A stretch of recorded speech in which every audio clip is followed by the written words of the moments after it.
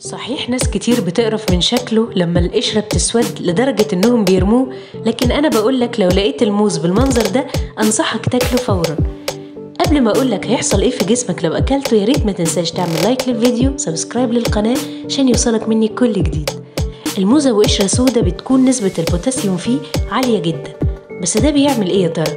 ده بيعزز صحة القلب وبينظم ضرباته وبينشط الدورة الدموية وبيظبط ضغط الدم وبيحافظ على توازن السوائل في الجسم.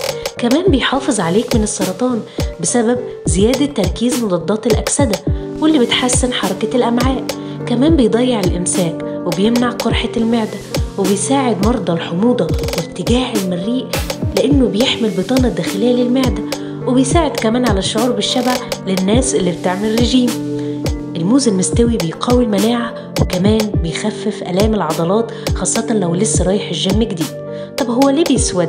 بيسود لأن بيحصل تفاعل بين إنزيم اسمه بوليفينول أكسيديز مع الأكسجين، فبتزيد مضادات الأكسدة والبوتاسيوم.